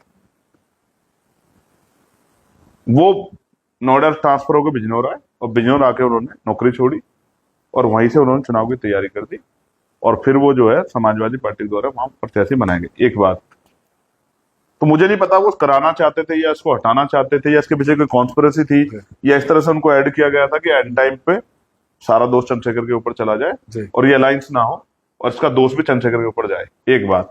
दूसरा, जिनसे बात कराई थी उनका नाम है मौलाना राशिद फिरंगी महली साहब जी, क्योंकि कोई बुरा काम नहीं था जी भाई, दो दलों को जोड़ना, उसमें बातचीत में भूमिका अदा करना, वो कोई बुरा काम तो था नहीं। तो जिनसे बात कराई थी, जिनका फोन का वो जिक्र करते हैं कि फोन आया, वो फोन था उनका, उस बात को उदयवीर सिंह भी जानते हैं। मौलाना राशिद फिरंगी महल साहब। हाँ, ये मनोज जी ने और मनोज जी के साथी जो थे उन्होंने ये बात कराई। और मैं इसलिए टू बी फ्रैंक कह रहा हूं इस बात को, क्या मेरा नाम चंद्रशेखर आजाद है, एक बार जिंदगी मिली है, मैं झूठ बोलने में कोई बहुत भरोसा नहीं रखता, जो कहना साफ सुथरा कहना चाहिए। लेकिन जब कोई घुमा फिरा के किसी बात को कहता है, मतलब आप ही को आरोपी बनाने का, आप ही की छवि खराब करने का, आप ही के ऊपर इस तरह का एलिगेशन लगाने का की बात करता है, तो फिर सबक सिखाना, फिर सच बताना और जनता को पता लगे, ये बहुत जरूरी रहता है। क्योंकि चलो वो तो तब की बात होगी, इंटरव्यू उन्होंने अभी दिया, फिर उसके बाद आप मेरे साथ मिलकर क्यों लड़े नगर पालिका का चुनाव, नगर पंचायत का चुनाव जी, उसमें आप क्यों मेरे साथ मिलकर लड़े? आप सहारनपुर में मेरे साथ क्यों बैठ के पीसी किया आपने, अगर मैं गलत आदमी था? जब दोबारा मेरी इनकी बातचीत हुई तो मैंने इनको कहा कि भाई अगर मन में कोई शिकवा तो दूर कर लो बैठ के, आप कोई रखो दिल में मत रखना। मैं राजनीति बहुत नया आदमी हूँ, राजनीति भी इसलिए कर रहा हूँ कि जो हालात हैं उन्हें बदले, नौजवानों को रोजगार मिले, कमजोर वर्ग के लोग बहुत अत्याचार हो रहा है, दलित पिछड़े मुसलमानों पे, और बहन बेटा सुरक्षित नहीं, इसलिए मैं राजनीति कर रहा हूँ। बाकी मैं कोई राजनीतिक आदमी अखिलेश यादव से नाराजगी है इस बात को लेकर? नहीं। लेकिन जब 2024 का लोकसभा चुनाव है तो एक सीट, मैं तो एक ही सीट कह रहा था, एक सीट पे लड़ना चाहता हूँ, और लड़े भी 2 ही सीट, दूसरे में बाद में लड़े, आखिरी में जब मेरे चुनाव फर्स्ट फेज में हो गया, तो तब क्यों नहीं दी? तब क्यों नहीं कहा कि भाई चलो साथ मिलकर लड़ते हैं? तो जो ये सोचते हैं कि उनके मन की, मैं राजनीतिक दलों की सोच बताता हूँ, वो सोचते हैं कि बीएसपी नाम का जो राजनीतिक दल था, जो कमजोर वर्गों की आइडेंटिटी था एक समय में, वो कमजोर हो गया है, तो उनका वोट छिटक रहा है। तो उनका वोट जो छिटक रहा है, ऐसे में कोई दूसरा दल खड़ा हो जाएगा तो वोट वहीं संगठित हो जाएगा। तो उनका पिछला दल तो कमजोर पड़ गया, तो नए दल को भी आप खड़ा मत हो, उसके ऊपर भी इस तरह के एलिगेशन लगाते रहो, इस तरह की बातों के खिलाफ करते रहो, जिससे कि वो जो वर्ग है जो एक उस विचार का, वो संगठित ना हो उस आंदोलन के प्रति। तो उनका जो बिखरा वोट है, जो बाबा साहब की बात करता है, फूले साहब की बात, वो बीजेपी को हराने के नाम पे हमारा वोटर बन जाए, ये एक सोचे समझा टेक्निकल जो है प्योर राजनीतिक वो है। और उसके लिए लेके आज बड़े लोगों के बयान बदले हैं, इस तरह की बातें करते हैं। जो लोग जिन लोगों ने काफी नुकसान पहुंचाया वो भी फिर अब इसी वर्गों की बातें करते हैं। ये भी किससे छिपावा नहीं, और जनता भी इस बात को जानती है। उसके बाद कभी अखिलेश यादव से बात हुई कब? इस चुनाव लड़ने के बाद? हाँ हुई ना, पार्लियामेंट में होती है, कई बार आमने सामने होता है। कभी दोबारा संभावना होगी दोनों साथ? समय देखो, राजनीति में अनिश्चितताएं होती हैं। अब नहीं मतलब नेताओं वाले बयान देने लगे हो। नहीं समझे नहीं, अनिश्चितताएं होती हैं, कभी परिस्थिति ऐसी हो, इस तरह की सिचुएशन हो। तो जैसे इंडिया अलायंस ने तो मेरा साथ नहीं दिया, लेकिन अब जब उपराष्ट्रपति का चुनाव हुआ तो मैंने तो इंडिया अलायंस के प्रत्याशी को वोट दिया। जी। ठीक है, मैं उनसे जाके मिला रिटायर्ड जज साहब से, मुझे आदमी अच्छे लगे, बात हुई मेरी, तो मैंने जाके उनको वोट किया। तो कभी परिस्थिति ऐसी बन जाए, राजनीति में संभावना की कोई वो नहीं होती है। कभी भी कोई देखो, जब बीएसपी और समाजवादी एकजुट होकर चुनाव लड़ सकते हैं, जिसमें इतने बड़े बड़े आरोप थे, जी। तो अब आरएलडी और समाजवादी मिलकर चुनाव लड़ सकते हैं जी। कि चौधरी अजीत सिंह जो है मुख्यमंत्री क्यों नहीं बन पाए, किसी छिपा हुआ थोड़ा ही है। हाँ सब जन। जी। ठीक है, जब वो मिलकर चुनाव लड़ सकते हैं जी। तो क्या नहीं हो सकता। मतलब एक संभावना भी है जब कि जब आप मध्य प्रदेश में समाजवादी कांग्रेस आमने सामने लड़ सकती है, जब कांग्रेस और आम आदमी पार्टी लोकसभा में मिलकर लड़के और हरियाणा में आमने सामने लड़ सकती है, जब इंडिया अलायंस के होते हुए कांग्रेस और आम आदमी पार्टी दिल्ली में आमने सामने लड़ सकती है, तो राजनीति तो संभावना की बात, आर्ट है ना ये तो। ये एक आर्ट है, तो इस आर्ट में कभी भी कोई किधर भी फिट बैठ सकता है। लेकिन अब हमारा पूरा फोकस, हमें समझ आया कि बहुत जल्दी कुछ नहीं बनेगा, तो आजाद समाज पार्टी किस तरह स्टैब्लिश किया जाए, किस तरह। देखो एक चीज आप समझो, नेता बदलते हैं, पार्टियां बदलती हैं, नेता वही रहते हैं। आप भी अपने आसपास देखोगे कितने ऐसे नाम मिलेंगे जो इस पार्टी में भी थे, इस पार्टी में विधायक सांसद वही रहते हैं। आजाद समाज पार्टी प्रयास कर रही है माननीय काशीराम साहब के फॉर्मूले पे कि नई लीडरशिप खड़ी हो, जो जिसके अंदर उस तरह के विकार ना हो, जो उस तरह की चोर बाजारी की राजनीति ना करती हो, जो उस तरह की जो है इसमें मैं उस तरह का उनके अंदर जो है भावना हो, और जो सेवा भाव से राजनीति करना चाहते हो, ऐसे नई लीडरशिप पैदा की जाए। इसके लिए आजाद समाज पार्टी काम कर रही है, क्योंकि पहले ये छात्र शक्ति से होता था। जी। छात्र चुनाव के जरिए, अब ये बंद हो गया। जी। किसान का बेटा आता था कॉलेज में, जी। गांव से निकल गए, जैसे ये है हमारा चौधरी चरण सिंह यूनिवर्सिटी, यहाँ आया, किसी चुनाव का हिस्सा बना, पहचान बनी, बोलना सीखा, संघर्ष करना सीखा, अपने क्षेत्र में गया तो और प्रयास करके आगे बढ़ जाएगा। अब ये छात्र संघ चुनाव बंद कर दिए, तो नया नेता कहाँ से पैदा होगा, आप मुझे बताओ। नहीं, मैं इसी सवाल पे आ रहा हूँ कि जब बाबा साहब अम्बेडकर के जो जो विचार थे, काशीराम जी के विचार थे, उस पे बसपा बहुजन समाज पार्टी काम कर रही थी। उन्हीं की स्थापित पार्टी है काशीराम जी की, आपकी पार्टी काशीराम जी के नाम पे। ठीक है, तो फिर चंद्रशेखर बसपा के साथ क्यों नहीं गए? चंद्रशेखर अलग क्यों हो गए? मतलब ये जो वो वोट बैंक है, जो विचारधारा है, ये बात क्यों हो रही है? ऑब्वियस है, अगर आप कैंडिडेट खड़े करेंगे, बसपा भी अपने कैंडिडेट खड़ा करती है, तो बटेंगे वो वोटर जो बाबा साहब की विचारधारा जुड़े हैं, जो नहीं ये आपका सोचना है कि बटेंगे, ऐसा नहीं। मैं इसका उदाहरण दो आपको देता हूँ। नहीं, मैं बीच में आपको रोक रहा हूँ। तो क्या कभी ऐसा हुआ जब आपको लगा हो कि मुझे बसपा में जाना चाहिए? नहीं, एक मिनट, मैं आपको इसका भी इसके बारे में बता देता हूँ। मैंने अपनी तरफ से बहुत प्रयास किए, और प्रयास करने में मुझे सफलता नहीं मिली, क्योंकि ताली एक हाथ से नहीं बजती, ताली दोनों हाथ से बजती है। मैं ताली के लिए हाथ आगे बढ़ाऊं और आप हटा लो, तो वो हवा में लहर के उसको वापस मतलब बसपा की तरफ से प्रयास नहीं? हाँ, प्रयास नहीं, पूरी पार्टी की तरफ से। हाँ, नहीं प्रयास, इसमें कोई दो राय की। और हमेशा नीचा दिखाने का प्रयास किया गया हमारे वर्करों को भी।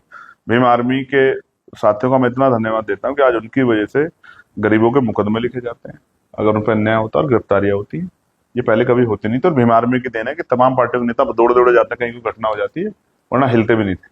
जितने मैंने घोषणा की थी, घोषणा नेता जेल में चले गए थे एक दिन पहले। ठीक है, तो मैं ये बात आपको इसलिए बता रहा हूँ क्योंकि आपने सवाल खड़ा किया एक ही विचार कर। देखिए, इसके लिए आपको ना थोड़ा सा पीछे जाना पड़ेगा। दौड़ था आरपीआई का, बाबा साहब अम्बेडकर की पार्टी थी, बाबा साहब अम्बेडकर ने बनाई थी, बाबा साहब अम्बेडकर के विजन से जुड़ी हुई थी। काशीराम साहब उसमें काम करना चाहते थे, आरपीआई के लोगों ने मौका नहीं दिया, तो काशीराम साहब ने अपना दल बनाया बीएसपी के रूप में। अब अगर इसको देखा जाए, और आप सोचो मेरी जगह स्टूडियो में साहब काशीराम बैठे होते, आप उनसे कहते साहब आपने आरपीआई के रहते अपनी पार्टी क्यों बनाई, वो तो बाबा साहब की पार्टी थी, तो बाबा साहब का विजन था।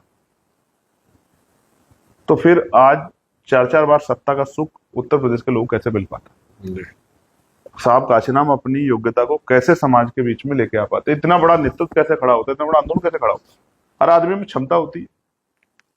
तो साहब काशीराम ने मजबूरी में दल बनाया, और दल में मेहनत, अपना अनुभव झोंका, और वो दल एक समय ऐसा हुआ कई स्टेटों में सरकारें किस कौन बनेगा ये तय जी। करने में काशीराम साहब का जी। रोल था, किसको जिताना किसको हराना इसमें रोल था। जी और कई जगह एमपी एमएलए जीते, पूरे देश में आंदोलन खड़ा हुआ, राष्ट्रीय पार्टी बनी 12 साल के अंदर। अब यही प्रक्रिया, इसी प्रक्रिया में ये समझिए इसका सेकंड थर्ड फेज आया। अब बीएसपी ने दरवाजे बंद किए तो आजाद समाज पार्टी बनी, और आजाद समाज पार्टी ने 5 साल के अंदर ही चौथे साल में अपने आप को साबित किया। जी हालांकि वो 2023 में भी कर देती। मध्य राजस्थान में हमारे 3 एमएलए 5, 7, 11 हजार के अंतर से हारे हैं। मध्य प्रदेश में भी एक एमएलए हमारा इतने अंतर से हारा है। महाराष्ट्र में भी एक एमएलए हमारा 4,000 के अंतर से हारा है। 22 राउंड तक आगे चलता रहा। जी तो आजाद समाज पार्टी 3 साल में खुद को साबित कर देती, लेकिन वो परिस्थिति नहीं बनी, क्योंकि जीत से ही माका जाता है। तो आजाद समाज पार्टी ने तो 2024 में अपने आप को साबित कर दिया कि 2 सीटों पर लड़के एक में जीत गई और दूसरी सीट पर 80,000 से ज्यादा वोट ले लिए। तो आजाद समाज पार्टी ने तो कि जनता में क्या, उनके प्रति क्या विचार, क्या विश्वास है, इसके लिए वो बटन दबा है, तो बटन ने तो साबित कर दिया कि आजाद समाज पार्टी लोगों के दिलों में जगह बना गई। जब आप प्रयास करें तो बहन जी से बात हुई तो नहीं हुई नहीं, और फिर आपकी प्रयास आज करने तक बंद कभी- कर दिए। अभी आपकी आज तक भी बहन जी से बात हुई? नहीं नहीं नहीं नहीं, और अब प्रयास करने बंद कर दिए, क्योंकि जब मैं प्रयास नहीं, करता हूं- अब आपका एक बड़ा आधार है कि उधर से प्रयास हुआ, जैसे आप कह रहे हैं सपा नहीं से नहीं कुछ लोगों ने नहीं, कोशिश नहीं की। हुई। और देखो, बसपा मैं में कुछ इस लोग- यूपी में इसका एक और उदाहरण बताता हूँ।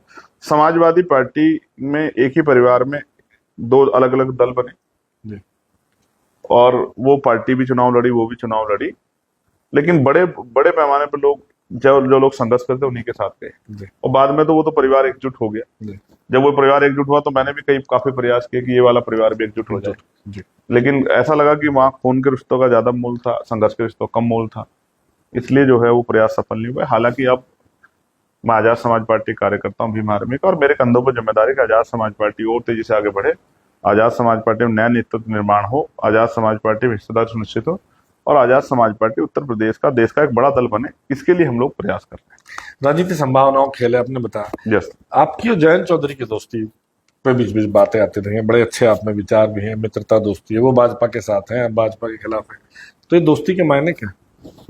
हाँ, ये बड़ा मतलब आपको लगा हो कि आपने बड़ा शानदार सवाल किया है, लेकिन मैं समझता हूँ ये बेबुनियाद सवाल है। मैं इसको स्पष्ट करूंगा। देखो, अभी जी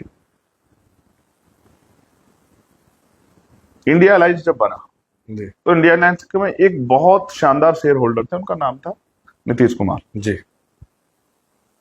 तो नीतीश कुमार लालू जी के साथ कई बार गए, मुख्यमंत्री बने, जी कई बार बीजेपी के साथ गए, मुख्यमंत्री बने। जी अब नीतीश कुमार इंडिया अलायंस के सारे मीटिंग्स में थे, जी अचानक से नीतीश कुमार वापस बीजेपी के साथ चले गए। जी उनको किसी ने किसी पार्टी का एजेंट नहीं कहा, कुछ नहीं कहा, वोट कटवा नहीं कहा, कोई बात नहीं कही। हम्म, और यहां आप मुझसे कह रहे हैं कि जयंत चौधरी जो इंडिया अलायंस का हिस्सा थे वो चले गए, तो आप मुझसे कह रहे हैं कि दोस्ती के आज नीतीश कुमार वापस आ जाए। अभी चुनाव चल रहा, सारे लोग कह रहे हैं कि नीतीश कुमार जी को वापस आ जाना चाहिए, आरजेडी के साथ अलायंस कर लेना चाहिए, बीजेपी ने उनको ये कर दिया, वो कर दिया। अगर वो आ जाए, सोचो नहीं मैं एक मिनट, देखिए। तो लोग क्या कहेंगे, मास्टर स्ट्रोक हो गया भाई, नीतीश कुमार ने सबको वो कर दिया। राजनीति है।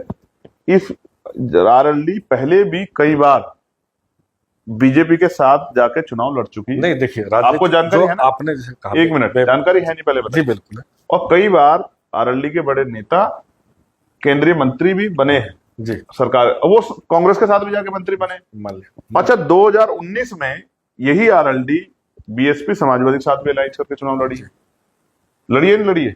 2022 के विधानसभा चुनाव में समाजवादी और ये जो अलायंस था इसमें भी रही है।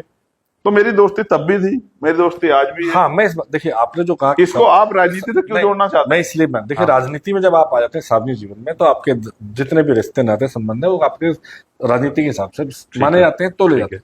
क्योंकि बात लगातार आ रही है, जयंत चौधरी आपके बीच में एक अच्छी बॉन्डिंग है। ठीक है। तो ऐसे में जब संभावनाओं की बात आप कर रहे हैं, अब आपने ये तो बात तय होगी, क्लियर होगी, अगर जयंत चौधरी भाजपा छोड़ के चले आएंगे अच्छा, सोचो कल वो भाजपा छोड़ के आ जाए, तो फिर दोस्ती हो जाएगी। मैं क्या कह रहा हूँ?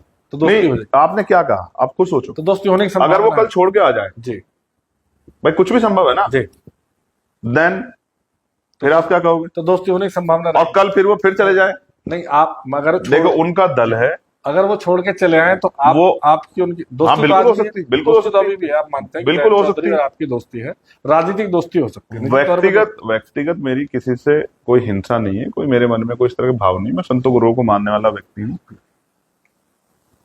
आपके उन्हीं की पार्टी के एमपी हैं चंदन चौहान, मेरे बहुत अच्छे रिश्ते हैं उनसे, बिल्कुल भाई के रिश्ते हैं। ये बात मैं आपको इसलिए कह रहा हूं कि कल अगर वो आ जाए तो वो जिस वैचारिक में आ जाए वहां मेरी राजनीतिक दोस्ती नहीं हो सकती, जी इसलिए दूरियां है।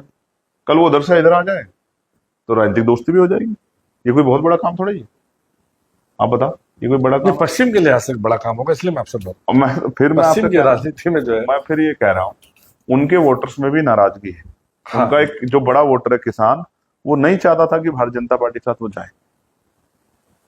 मैं आपको सच कह रहा हूँ, मैं तो रहता हूँ ना क्षेत्र में रहता हूँ, मुझे तो पता है। तो मैं फिर लोगों किस से मिलता हूं। मजबूरी में जयंत चौधरी चले गए, आपको क्या लगता है? यही है तो मुझे क्या आधार है उन पर टिप्पणी करने का भाई? उनकी अभी पार्टी है, उनको जो सही लगा, जिस तरह की सिचुएशन थी, उनको जो महसूस हुआ, उन्होंने इस तरह निर्णय लिया।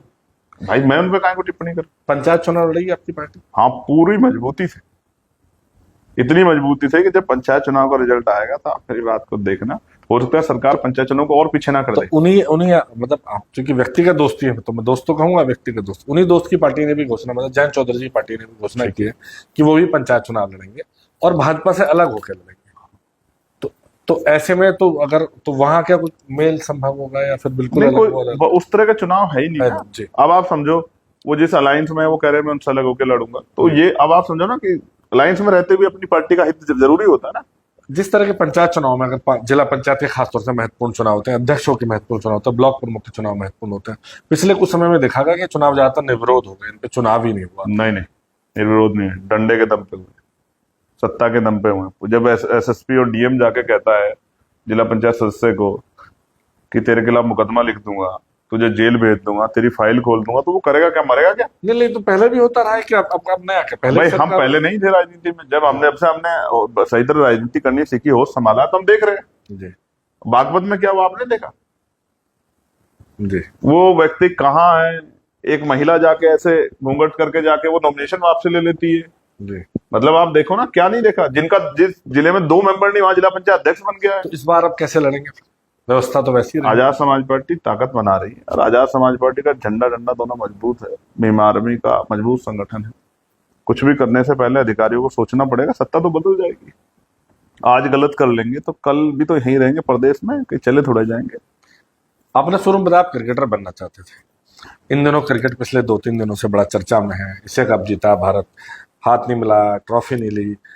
आपका क्या कहना है इस बात पे? भारत को एशिया कप खेलना चाहिए था, और अगर खेलना चाहिए तो क्या हाथ मिलाना चाहिए? देखो, पहले दिन जब, क्योंकि नाराजगी बहुत थी पहलगाम को लेके, जी तो मैंने साफ रूप से कहा नहीं खेलना चाहिए। जी लेकिन फिर मैं समझता हूँ कि स्पोर्ट जो है, स्पोर्ट स्पिरिट एक अलग होती है। स्पोर्ट से देश की नीति निर्धारण नहीं होते हैं। जो नाराजगी हमारी है, जो अन्याय हमारे लोगों के साथ, परिवारों के साथ हुआ, वो नाराजगी हमारी आज भी है, वो रहेगी।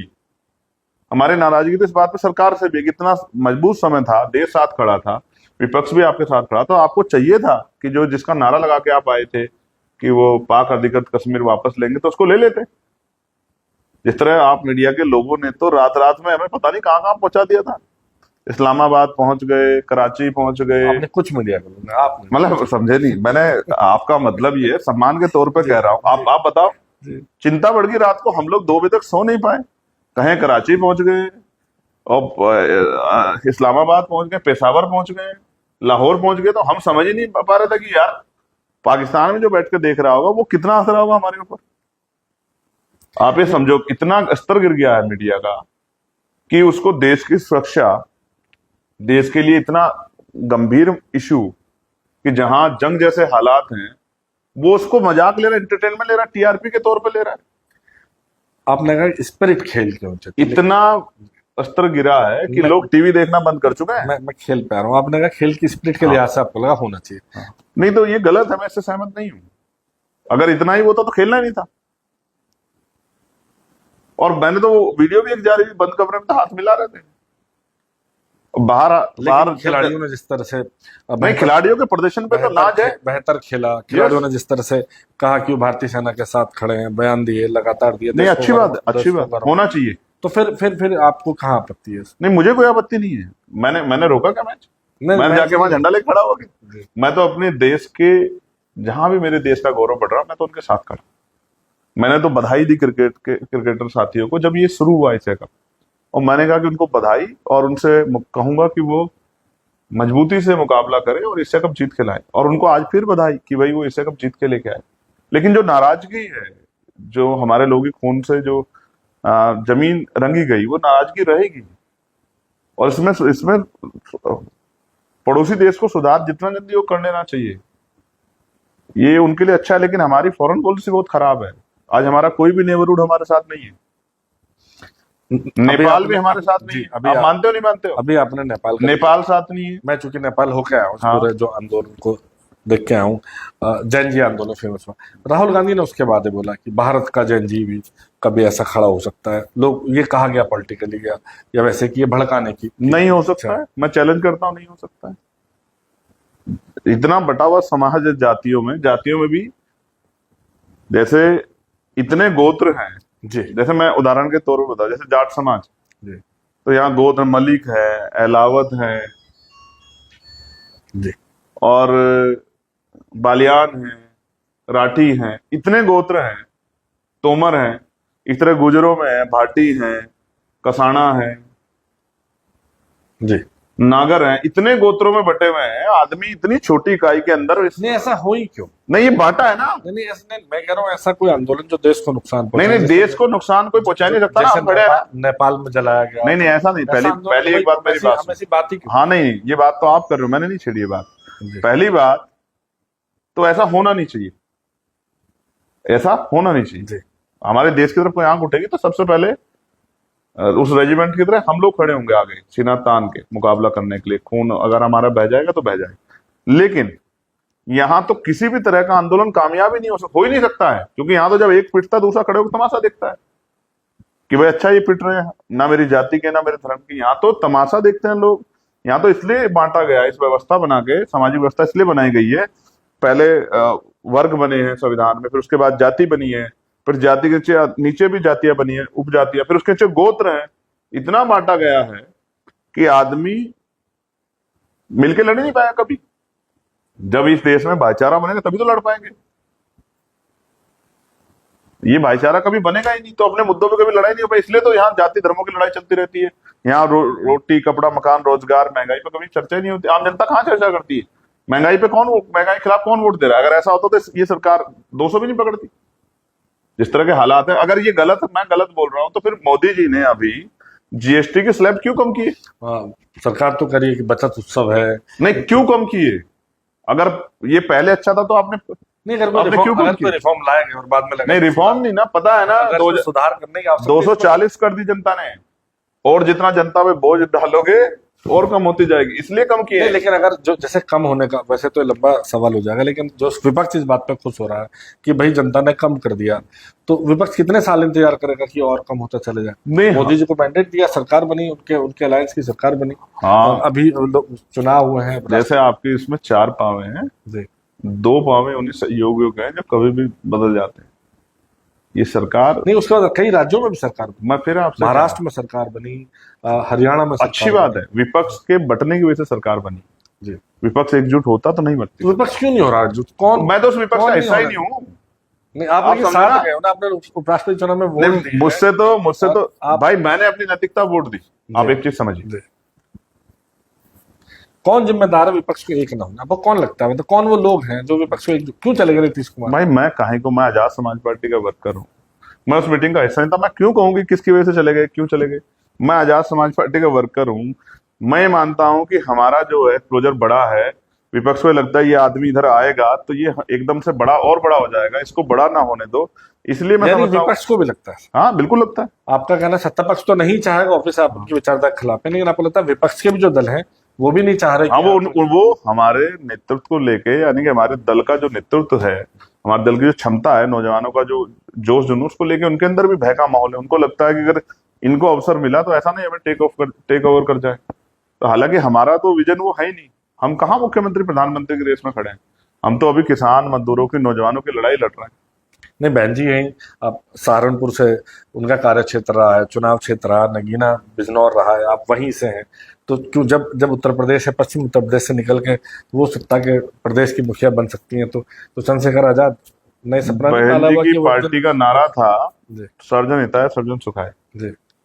लेकिन आपने एक बार नहीं कहा कि उनको सर्जन का वोट मिलता है। आप यही कहते रहे वो उसी वोट को वो नहीं करती नहीं, हैं। जब वो बनी उनको मैं उनको वोट मेरी बात मिले, सुनी आपने? उनको वोट मिले। नहीं, आप समझो ना इस बात जी को।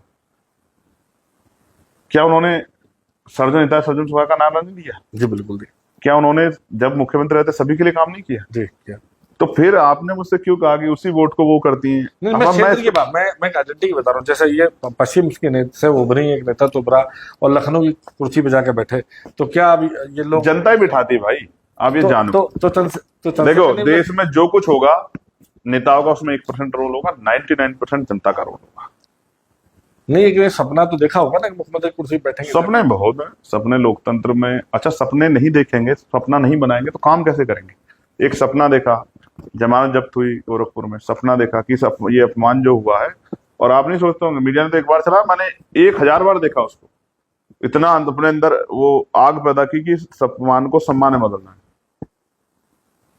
और हमारे साथियों का मैं धन्यवाद दूंगा, नगीना के भाइयों का भी जिन्होंने मुझे वोट दिया, और हमारे भीमार में आजाद समाज पार्टी के हमारे संगठनों के साथियों का, तमाम जितने संगठन है हमारे, उन सबने दिन रात मेहनत की। उनकी वजह से आज लोकसभा का सदस्य हूं। लेकिन ये मुहिम चंद्रशेखर पर नहीं रुकेगी जी चंद्रशेखर रहना नहीं, ये मुहिम बहुत दूर आगे बढ़ेगी और इतनी आगे जाएगी कि आजाद समाज पार्टी बहुत जल्द राष्ट्रीय स्तर की पार्टी बनेगी और भारत की राजनीति में एक बहुत बड़ा योगदान अपना अदा करेगी। आप मेरी बात को याद रखें। राजनीतिक बातों से अलावा पिछले दिनों कुछ निजी तौर पे भी बात हुई आपको लेके। ये आरोप लगाया गया कि अलग अलग तरह से अपने, एक महिला ने आरोप लगाया आप पे तमाम, मैं उन आरोपों को दोहराना नहीं चाहता, लेकिन ये है क्या कंट्रोवर्सी? क्योंकि आप राजनीतिक सार्वजनिक क्षेत्र में एक नेता है, चुने हुए जनप्रतिनिधि हैं, तो ये मामला क्या है? जनता भी जानना चाहती है इसको लेके तमाम। देखिए, फोटो भी कुछ वायरल दो किए गए दो थे। तीन चीजें ये राजनीति में, जब से मैं आया हूं तो मैंने आरोपों का सामना किया ही, कभी किसी तरह का आरोप, कभी किस तरह का आरोप। और इस मामले में क्योंकि ये माननीय न्यायपालिका के अधीन है और उनका ये आदेश है कि इस पे डिस्कशन नहीं करना है, इसलिए मैं इस पे कोई डिस्कशन नहीं करता हूं। और बाकी राजनीति करेंगे तो आरोप तो लगेंगे। लड़ाई लंबी है, लड़ाई महत्वपूर्ण है। चंद्रशेखर इसमें अकेला मायने नहीं रखता है, लाखों लोग इसमें काम कर रहे हैं। चंद्रशेखर नहीं भी रहेगा तो भी आंदोलन चलेगा, क्योंकि इसके अंदर वैचारिकी है। इस आंदोलन को जिन्होंने पहले चलाया, मैं उनके बारे में आपको थोड़ा सा बता दूं। पहले ही राष्ट्रपिता ज्योतिबा फुले ने चलाया, वो महाराष्ट्र के रहने वाले थे। फिर बाबा साहब अम्बेडकर ने चलाया, वो मध्य प्रदेश के रहने वाले थे। फिर मान्यवर काशीराम साहब ने चलाया, वो पंजाब के रहने वाले थे। फिर बहन जी ने चलाया, वो उत्तर प्रदेश के रहने वाले थे। ये एक आंदोलन है। इस आंदोलन में हमने ये सुनिश्चित किया है कि ये व्यक्ति तक सीमित ना रहे, ये वैचारिक आंदोलन है।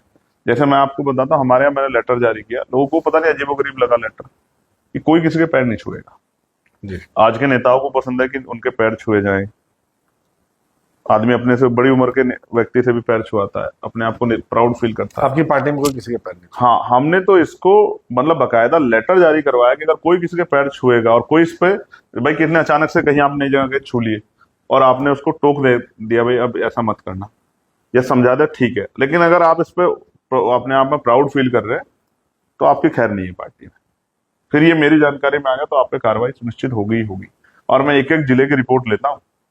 मैं भी 18 मंडलों के में से 17 मंडलों का कार्यक्रम करके हैं और हमारा इलाहाबाद मंडल का कार्यक्रम बाकी है। एक एक जिले की, एक एक विधानसभा की, एक एक सेक्टर कमेटी की, एक एक बूथ कमेटी की, नीचे वोट रक्षक जो हम लोगों ने बनाने शुरू किए हैं। हर बूथ पे, हर गांव में 2 वोट रक्षक, 4 वोट रक्षक जो बड़े गांव हैं। एक एक चीज की निगरानी मैं स्वयं करता हूँ। संगठन की क्या स्थिति है, भाईचारा कमेटियां हैं, मैं हमारा मिशन 78 है, अनुशासन समिति है, लीगल सेल है, 12-14 जातियों की हमने भाईचारा कमेटी बनाई है, उनके संयोजक बनाए, उनका संगठन बना रहे हैं। तो अभी आपको क्योंकि एक्सपोजर उस तरह से नहीं है, मीडिया में बड़े बड़े बैनर पोस्टर नहीं लगते, उस तरह नहीं दिखता है, लेकिन जब रिजल्ट आएगा, जब जनता वोट डालने जाएगी, तो तीसरे पंचायत चुनाव रिजल्ट आएगा, आप यही होंगे, मैं यही होऊंगा, मैं आपके स्टूडियो आऊंगा जरूर। आप काउंटिंग करके बताना कि आजाद समाज पार्टी कहाँ खड़ी है। मेरी बात को आप याद रखना, मैं ये बात हवा में नहीं कह रहा हूँ। नहीं, पंचायत चुनाव चूंकि पंचायत चुनाव ग्रामीण क्षेत्रों का वोट पड़ेगा, शहर में हमारा वोट कम है, मैं इस बात को स्वीकार करता हूं। लेकिन जब पंचायत चुनाव का वोट पड़ेगा, मैं बकायदा जिले वाइज डेटा लेके आऊंगा और आपके साथ बैठूंगा। आप समय देना, आधा घंटा 1 घंटा उस पर डिस्कशन करेंगे। मैं दिखाऊंगा कि आजाद समाज पार्टी ने पिछले 3-4 सालों में कितनी मेहनत की है भीम आर्मी आजाद समाज पार्टी के नीचे कार्यकर्ता ने, और कितना काम करके लोगों के दिलों में जगह बनाई है। आजाद समाज पार्टी कहाँ खड़ी है, इसका मैं आपको उदाहरण उस वोट के आधार पर देकर दिखाऊंगा। चंद्रशेखर भाई, बहुत बहुत शुक्रिया इन सब बातों के लिए। बहुत बधाई, शुभकामनाएं आपको चुनावों के लिए, पंचायत चुनाव के लिए। ऐसी कुछ चर्चाएं कुछ और राजनीतिक हस्तियों के साथ आगे भी करते रहेंगे। तब तक देखते रहिए अमरउजाला.com। अगर आप ये वीडियो YouTube पर देख रहे हैं तो हमारे चैनल को सब्सक्राइब करें और बेल आइकन को दबाना ना भूलें। अगर आप Facebook पर ये वीडियो देख रहे हैं तो हमारे पेज को लाइक करें।